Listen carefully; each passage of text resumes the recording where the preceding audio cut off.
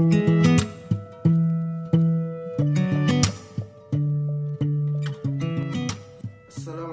warahmatullahi wabarakatuh. Rabbi shrah li sadri wa yassir li amri wahlul 'uqdatam min lisani yafqahu qawli. Alhamdulillahirabbil alamin. Perkenalkan, nama saya Hayanuddin, NIM 1193030041. Saya berasal dari jurusan Hukum Tata Negara Siasah semester 2 kelas A. Pengantar ilmu politik. Sudah kita ketahui bahwa kata pengantar adalah hal-hal yang akan mengantarkan sesuatu kepada tujuan, yaitu ilmu politik. Ilmu politik sendiri adalah ilmu yang mempelajari tentang politik. Jadi pada makul ini akan membahas pengantar ilmu politik. Makul pengantar ilmu politik ini berbobot 2 SKS dengan dosen pengampu. Yang pertama Dr. Fauzan Ali Rosid, MSI. Yang kedua Bapak Lutfi Fathur Rizal, SYMH. Tujuan pembelajaran mata kuliah pengantar ilmu politik supaya mahasiswa dapat memahami berbagai macam konsep-konsep ilmu politik, sehingga mampu menganalisa hal-hal yang berkembang di dalam masyarakat pada umumnya dan pada aspek komunikasi pada khususnya. Setelah kita membahas tentang mata kuliah, kita akan lanjut kepada pertemuan yang pertama. Pertemuan pertama akan membahas perguruan tinggi. Perguruan tinggi tersebut adalah sebuah lembaga atau jenjang pendidikan tertinggi yang ada di Indonesia. Artinya ketika kita selesai melaksanakan sekolah menengah atas, kita akan masuk kepada jenjang yang lebih tinggi, yaitu perguruan tinggi. Yang di dalam perguruan tinggi tersebut ada Tridharma perguruan tinggi, di mana itu adalah 3 hal yang pokok di dalam perguruan tinggi. Yang pertama, pendidikan. Ya jelas, namanya juga perguruan tinggi, pasti pendidikan. Yang kedua, penelitian. Setelah kita belajar, kita harus meneliti, mengkaji, menganalisa. Untuk selanjutnya, yang ketiga adalah pengabdian. Ini adalah pokok yang paling penting. Setelah kita melakukan pendidikan, penelitian, akhirnya kita akan mengabdikan apa yang kita pelajari, apa yang kita teliti kepada masyarakat. Selanjutnya, mahasiswa dan murid atau siswa. Apa perbedaan antara mahasiswa dan siswa? Siswa adalah orang yang belajar, sedangkan mahasiswa adalah orang yang belajar. Ada mahanya, yaitu maha itu adalah kata agung, tinggi. Jadi mahasiswa adalah orang yang belajar di perguruan tinggi. Selanjutnya, dosen dan guru. Guru sendiri adalah orang yang mengajar, membimbing siswa. Sedangkan dosen adalah orang yang mengabdikan dirinya dan mentransformasikan dirinya di dalam perguruan tinggi melalui penelitian dan pengabdian kepada masyarakat, sehingga ilmu-ilmu yang diperoleh tersebut mampu memberikan manfaat kepada orang lain.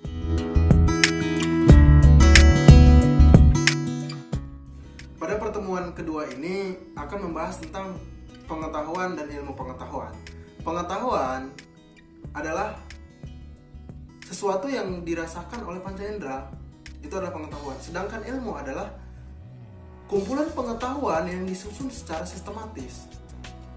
Ilmu politik adalah sebuah ilmu, yaitu sebuah pengetahuan yang disusun secara sistematis. Dengan demikian, ilmu harus memiliki 3 syarat. Yang pertama, ontologi. Yang kedua, epistemologi. Yang ketiga adalah aksiologi. Aksiologi adalah manfaat dari ilmu tersebut. Selanjutnya, sejarah ilmu politik. Pada awal ilmu politik telah dipikirkan oleh para pemikir filosofis terdahulu, yaitu Aristoteles dan Plato. Pada zamannya politik mulai berkembang, dan selanjutnya ke zaman politikan, zaman politik di Cina, sampai ke politik di Indonesia. Selanjutnya pada tahun 1870 di Paris didirikanlah sebuah perguruan tinggi yang membahas tentang ilmu.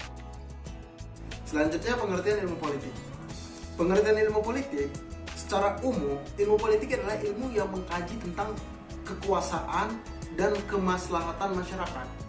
Yang pertama kekuasaan, cara mencapai kekuasaan. Yang kedua, kemaslahatan masyarakat, artinya cara untuk mengatur kehidupan dalam bermasyarakat.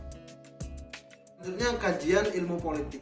Ada beberapa kajian dalam ilmu politik. Yang pertama teori politik, yaitu hipotesis apa yang terjadi. Yang kedua lembaga politik, yaitu mengkaji apa saja yang telah dilakukan oleh pemerintah, artinya orang-orang yang ada di dalam lembaga politik. Yang ketiga adalah partai politik.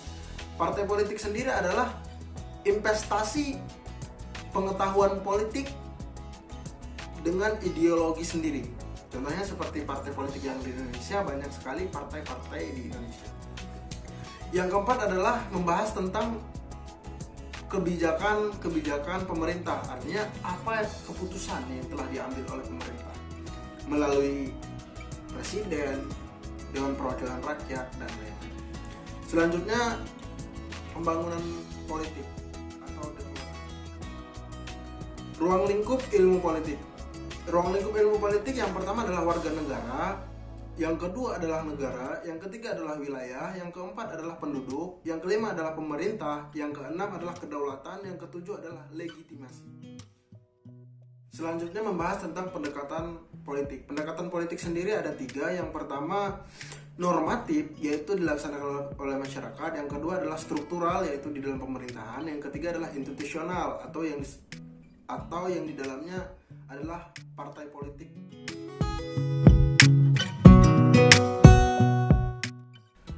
Baik, selanjutnya pada pertemuan yang ketiga membahas tentang konsep demokrasi. Apakah konsep demokrasi tersebut adalah sebuah konsep yang relevan atau sesuai dengan sistem ideologi di Indonesia? Apakah ideologi tersebut ideal? Maka kami akan menjawab mulai dari sejarah dulu. Apa itu demokrasi? Demokrasi adalah sebuah konsep yang terdapat di dalam sebuah pemerintahan. Konsep ini pada awalnya berasal dari konsep zaman Yunani kuno, yaitu pada zaman dulu mereka untuk menentukan keputusan, mereka mengumpulkan semua penduduk yang waktu itu penduduknya masih sedikit, yaitu berjumlah 6.000-an penduduk, untuk mengambil sebuah keputusan. Dan selanjutnya konsep tersebut diteruskan oleh orang Barat. Orang Barat pada abad ke-18 meneruskan konsep tersebut, yaitu dinamakan dengan demokrasi modern, di mana demokrasi pada zaman itu tidak seperti demokrasi pada Yunani kuno yang semuanya, tetapi dibentuklah demokrasi modern yang sistemnya dengan demokrasi sistem perwakilan, yaitu dewan perwakilan. Untuk menjawab pertanyaan di atas, kita akan membahas tentang kata demokrasi. Adalah kata yang sangat sering kita dengar di Indonesia. Orang sering dengar demokrasi adalah sistem politik yang di Indonesia. Indonesia adalah negara demokrasi. Ya, memang benar bahwa negara Indonesia adalah negara demokrasi. Kenapa kita bilang demokrasi? Karena demokrasi di Indonesia tersebut memang sudah dilakukan sejak dulu. Tapi demokrasi di Indonesia sempat dicederai oleh Orde Baru, yaitu zaman Pak Harto. Selanjutnya, apakah sistem ideologi tersebut ideal di Indonesia? Ya, ideal. Itu menurut saya. Kenapa ideal? Karena demokrasi tersebut menjadikan negara kita negara yang banyak penduduk, negara yang banyak suku, negara yang banyak budaya itu menjadi bersatu padu dalam sebuah kata Negara Kesatuan Republik Indonesia. Alasan yang kedua, kenapa? Karena setelah Indonesia menjadi negara demokrasi, kita melihat banyak sekali lembaga-lembaga yang pada awalnya belum ada menjadi ada, yaitu seperti lembaga-lembaga yang berdiri di atas kaki demokrasi. Salah satunya adalah lembaga HAM, Komnas HAM. Yang kedua KPU, yang ketiga KPK, yang keempat Bank Indonesia, dan lain-lain. Pokoknya lembaga tersebut adalah lembaga-lembaga independen di mana mereka berdiri berasaskan demokrasi yang ada di Indonesia.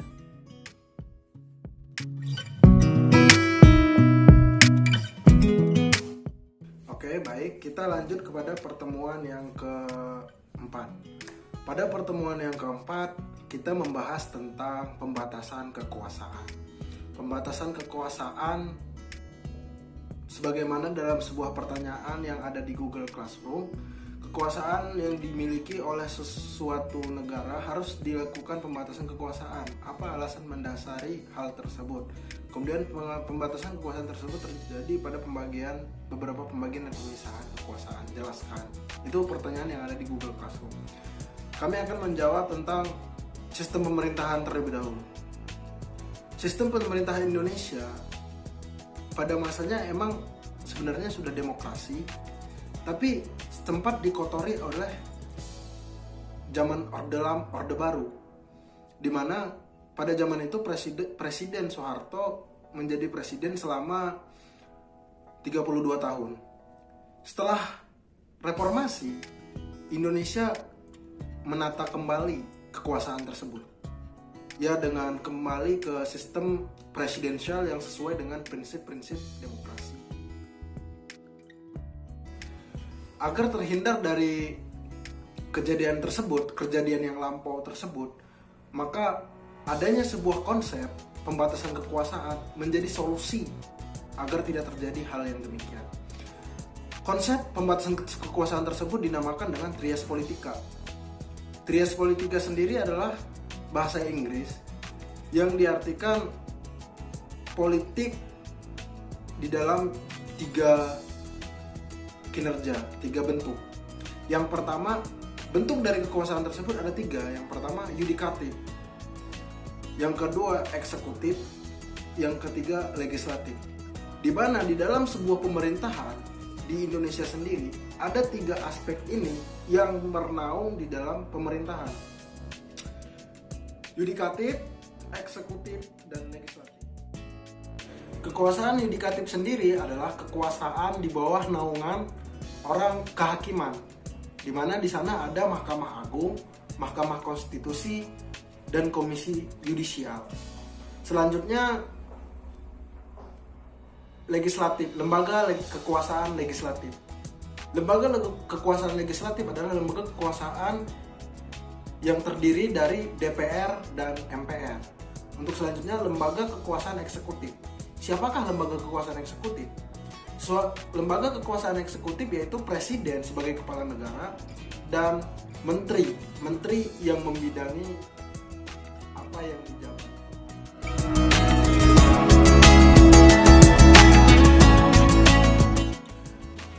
Oke, pada pertemuan yang ke-5 membahas tentang hak asasi manusia.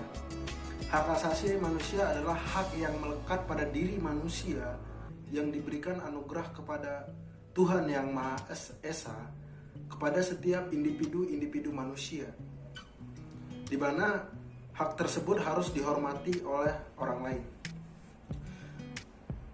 HAM dicetuskan pada awalnya ada 2 konsep. Yang pertama konsep Islam, yaitu hak asasi manusia yang mengatasnamakan qisas, di mana ketika ada seseorang mencuri, maka dia akan dipotong tangan. Tujuannya agar apa? Agar orang yang mencuri tersebut tidak akan mengulanginya lagi. Selanjutnya konsep Barat. Konsep Barat tercetusnya HAM ada beberapa dokumen penting seperti dokumen Magna Carta dan lain-lain. Sedangkan dokumen pada zaman Islam itu namanya dokumen Piagam Madinah, di mana dalam piagam tersebut semua umat manusia yang ada di Madinah pada zaman itu memiliki hak yang setara di dalam pemerintahan di Madinah. Selanjutnya, setelah ada dua konsep tersebut, ada konsep barat baru yang lahir ketika adanya PBB, di mana konsep HAM tersebut tidak lepas dari 5 faktor. Yang pertama, bebas dari rasa takut. Yang kedua, bebas memeluk agama. Yang ketiga, bebas menyatakan pendapat. Yang keempat, bebas pemberitaan. Yang kelima, bebas dari kekurangan dan kemelaratan. Jadi, kelima hak ini harus dipenuhi pada dasarnya. Setelah hak asasi Islam dan hak asasi Barat, kemudian masuklah HAM tersebut ke Indonesia. Pada dasarnya Soekarno telah memperjuangkan tentang kebebasan berpendapat, kebebasan bersuara, dan lain-lain tentang hak asasi manusia.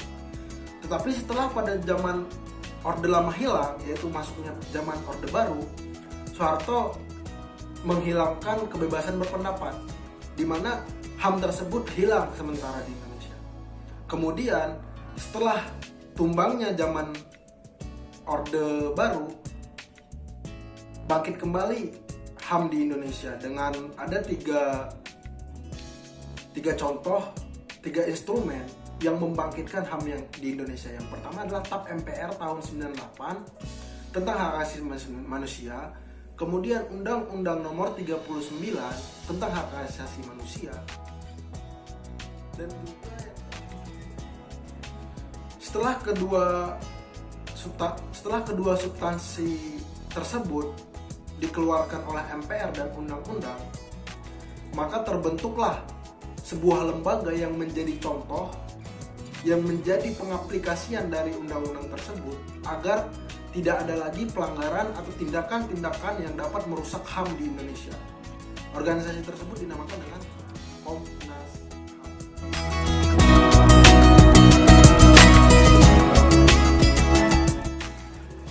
Pertemuan yang ke-6. Pada pertemuan yang ke-6 membahas tentang budaya, sosialisasi, dan komunikasi politik. Apa itu budaya? Budaya itu adalah kekuatan dan akal pikiran. Budaya, budi dan daya. Budi adalah akar, kelakuan, apa yang dilakukan sesuai dengan pemikiran. Daya adalah kekuatan. Jadi itu adalah kekuatan, akal, pikiran, di mana kekuatan dan akal pikiran tersebut mampu membentuk sebuah pemikiran dan peradaban. Selanjutnya, partisipasi. Apa yang dimaksud dengan partisipasi politik? Partisipasi politik sendiri adalah kegiatan seseorang atau kelompok seseorang dalam berpolitik. Apapun kegiatannya itu adalah partisipasi politik. Kemudian komunikasi politik. Di dalam kegiatan berpolitik itu ada namanya komunikasi politik, di mana antara politik dengan politik yang lain itu akan saling berkomunikasi. Dan juga komunikasi politik tersebut akan menjadi sebuah orientasi dan sebuah sikap dari partai politik atau orang yang bergelut di dalam politik kepada masyarakat. Kemudian hubungan antara ketiganya. Ketika seseorang melahirkan sebuah konsep dan ide politik, maka politik tersebut akan saling berhubungan dengan komunikasi politik dan partisipasi politik. Sebuah ide diterbitkan dengan akal pikiran. Kemudian kekuatan tersebut akan menimbulkan sebuah partisipasi dari beberapa aktor-aktor di dalam politik. Kemudian setelah terjadinya politik tersebut akan menimbulkan sikap dan orientasinya kepada masyarakat. Apa yang akan mereka peroleh, apa yang mereka berikan kepada masyarakat. Setidaknya ada dua kecenderungan di dalam budaya politik di Indonesia. Yang pertama, toleransi, di mana budaya politik di Indonesia tersebut sangat menjunjung tinggi yang namanya toleransi. Yang kedua, kemilitanan. Kemilitan, di mana politik di Indonesia sangat mengedepankan rasa menggebu dan menggelora di dalam berpolitik. Selanjutnya, politik di Indonesia tersebut di latar belakangnya ada beberapa aspek. Yang pertama, nilai-nilai dan ide-ide yang tercetus dalam budaya politik di Indonesia. Yang kedua, budaya politik di Indonesia dapat kita lihat dengan cara melihat doktrin, di mana doktrin budaya di Indonesia tersebut sangat kuat, di mana doktrin tersebut sampai sekarang masih ada, yaitu seperti mitos dan lain-lain. Selanjutnya, bentuk budaya di Indonesia tersebut juga menentukan bentuk sifat, bentuk sikap dan norma yang terjadi di masyarakat. Contoh, partai politik si A itu cenderung kepada Islam, sedangkan partai politik si B cenderung kepada nasionalis. Partai politik si C cenderung kepada sosialisme dan lain-lain. Seperti itu sangat wajar, karena budaya politik di Indonesia mengedepankan kemilitan dan ketoleransian.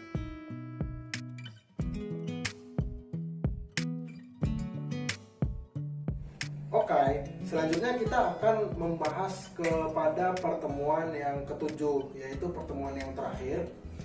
Pertemuan yang ketujuh membahas tentang partisipasi partai politik. Pertama, sejarah partisipasi politik tersebut pada awalnya terjadi pada abad ke-15 setelah kejadian Renaissance Reformasi. Pada masa itu banyak sekali masyarakat atau rakyat yang berpartisipasi pada politik. Setidaknya ada beberapa faktor yang melandasi seseorang berpartisipasi dalam kegiatan berpolitik.